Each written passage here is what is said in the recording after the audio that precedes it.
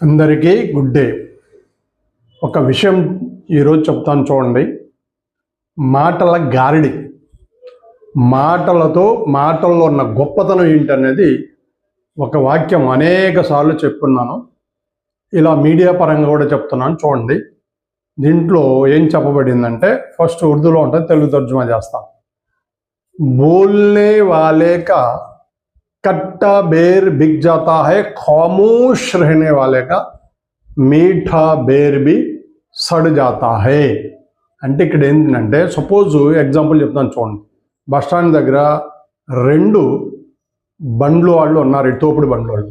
ఒక బండి అతని దగ్గర బేర్ అంటే రేగ్గాయలు, ఒక బండి అతని దగ్గర తీయటి రేగ్గాయలు ఉన్నాయి, మరో బండి అతని దగ్గర పుల్లటి రేగ్గాయలు ఉన్నాయి. ఈ పుల్లటి రేగ్గాయలు ఉన్న వ్యక్తి ఎవరైతే ఉన్నారో బోల్నే వాళ్ళ అంటే అతను మాటలు చెప్తుండు, జనం వెళ్ళే వాళ్ళకి వచ్చే వాళ్ళకి మోటివేషన్ చేసేసి ఈ పుల్లటి రేగ్గాయలను అమ్మేసుకుంటాడు.